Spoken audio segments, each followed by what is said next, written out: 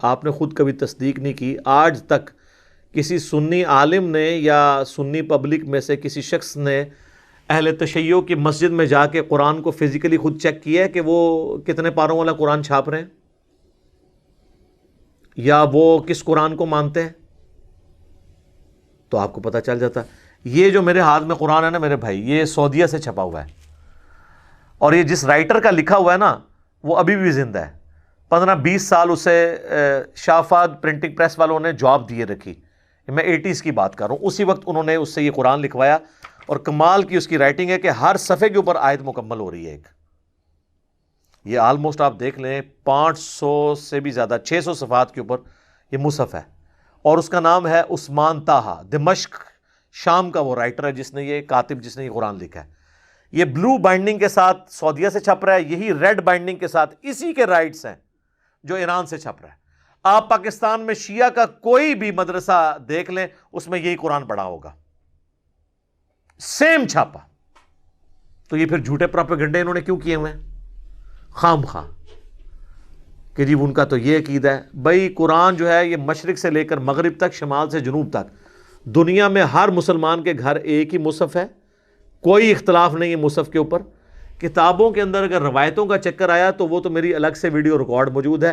اہل سنت اور اہل تشیع دونوں کے ہاں اس قسم کی مردود روایتیں پائی جاتی ہیں، یا آؤٹ آف کانٹیکسٹ وہ روایتیں کوٹ کی جاتی ہیں جس سے عام آدمی کو یہ شائبہ ہوتا ہے کہ یہ قرآن کو محفوظ نہیں مانتے.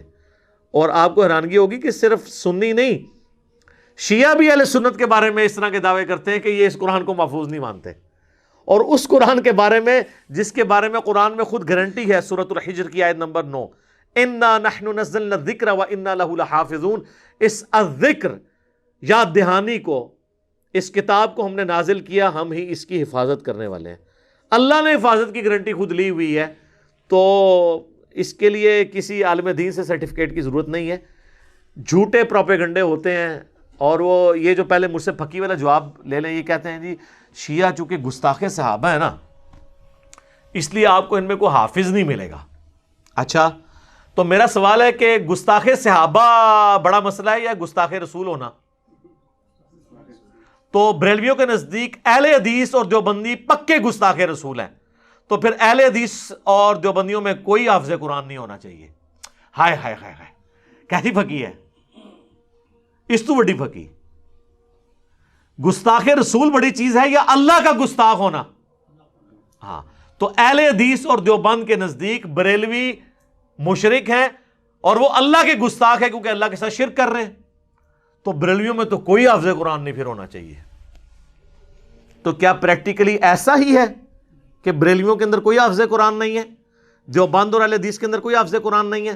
تو یہ جو آپ نے کہانی کرائی تھی، یہ چورن بیچا تھا، وہ تو میں نے فزیکلی آپ کا ختم کر دیا. رہ گئے اہل تشیع، تو سر پاکستان میں ٹرینڈ نہیں ہے اہل تشیع کے ہاں حفظ والا. اب حفظ کے مدرسے ان کے آئے ہیں. ہمارے پاس جو حیدر نقوی بھائی آتے ہیں وہ حافظ قرآن ہے،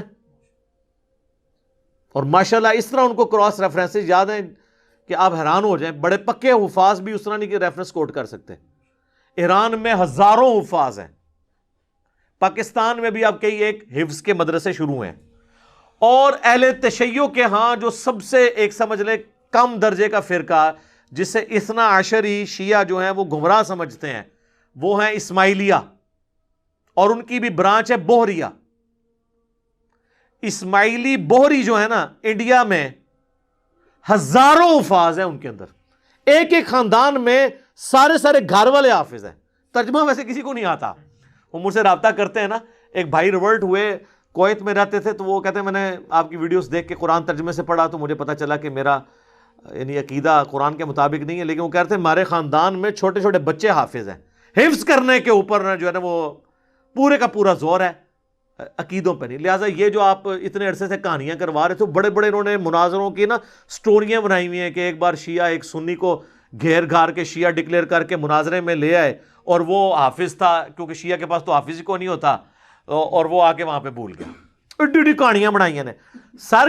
کئی سالوں سے جو قرات کے مقابلے ہیں نا وہ ایران کے قاری جیت رہے ہیں سر.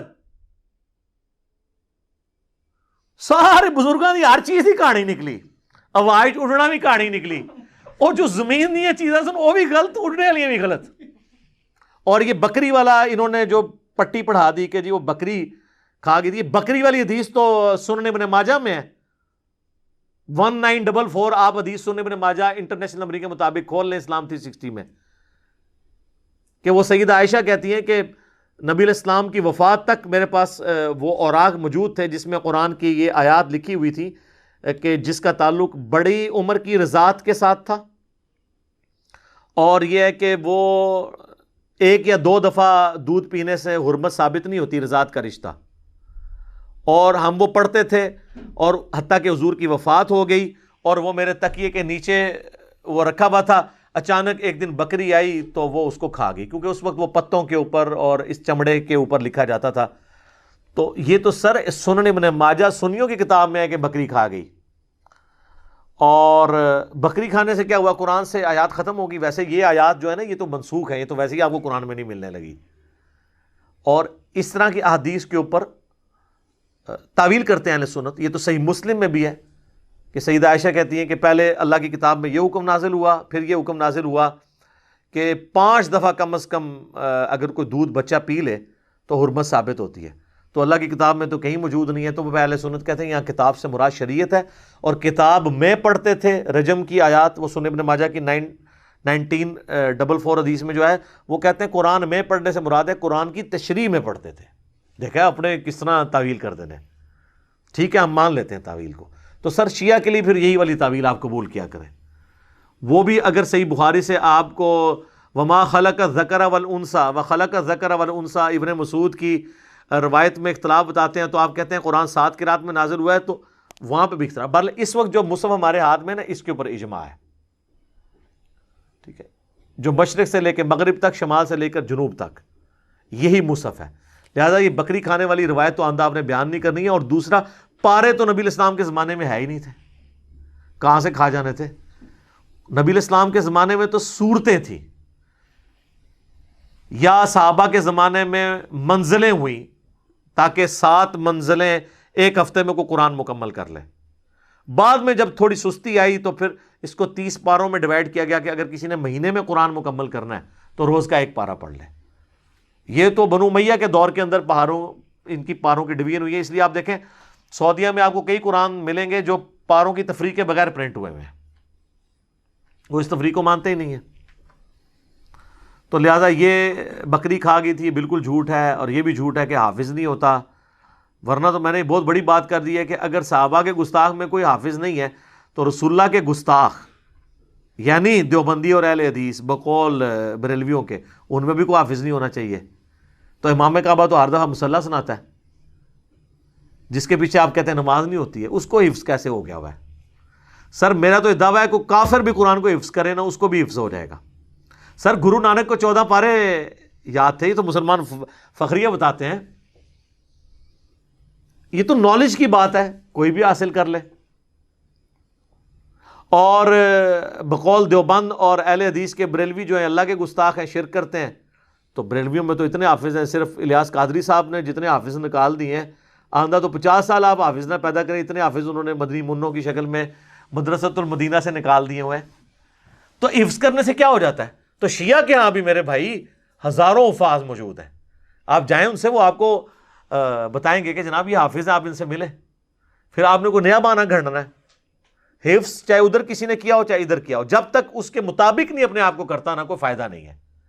میرا ایک یوٹیوب پہ کلپ بھی ہے، افسوس ایسے حفاظ کے اوپر، جن حافظوں کے آپ کو فضائل بتائے جاتے ہیں وہ حافظ اور ہیں جو قرآن کے حلال کو حلال اور حرام کو حرام جانے، ان حفاظ کے لیے فضیلت ہے۔ خالی حفظ کرنے سے کچھ بھی نہیں ملنا جب تک آپ اس کے اوپر عمل نہیں کریں گے۔ لہذا یہ بالکل کہانی تھی کہ جی شیعہ کا قرآن الگ ہے، سنیوں کا الگ ہے، اور شیعہ جو ہے وہ 40 پارے مانتے ہیں اور سنی 30 پارے مانتے ہیں۔ میرے بھائی ہم تو 40-30 کی تفریق سے بھی پہلے کی بات کرتے ہیں، قرآن کی 114 صورتیں ہیں۔ میری اس حوالے سے کئی ایک ویڈیوز قرآن کے تعارف کے اوپر ریکارڈڈ موجود ہیں۔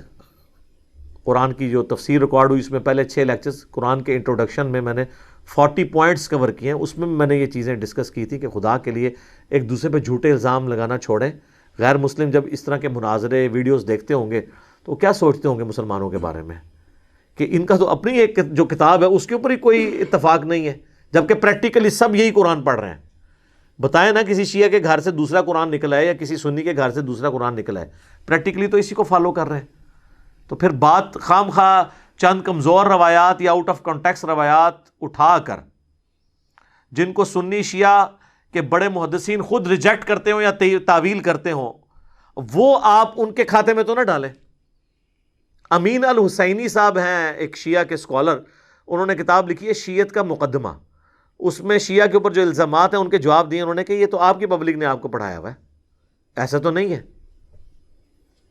تو یہ پبلک نے خالی شیعہ کے بارے میں نہیں پڑھایا ہوا. بریلوی نہیں کہتے کہ اہل حدیث گستاخ رسول ہیں اور خارجی ہیں, تو اہل حدیث مان لیں گے ان کے کہنے پہ,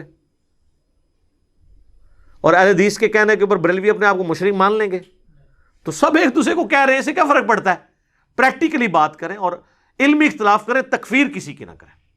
ٹھیک ہو گیا جی. اللہ تعالیٰ سے دعا ہے جو حق بات میں نے کہی اللہ تعالیٰ ہمارے دلوں میں راسخ فرمائے. اگر جذبات میں میرے منہ سے کوئی غلط بات نکل گئی تو اللہ تعالیٰ ہمارے دلوں ہی سے محو کر دے, ہمیں معاف بھی فرما دے, ہمیں کتاب و سنت کی تعلیمات پر عمل کر کے دوسرے بھائیوں تک پہنچانے کی توفیق عطا فرمائے. سبحانک اللہم و بحمدک اشہد ان لا الہ الا انت استغفرک و اتوب الیک وما علینا الا البلاغ المبین. جزاکم اللہ خیرا.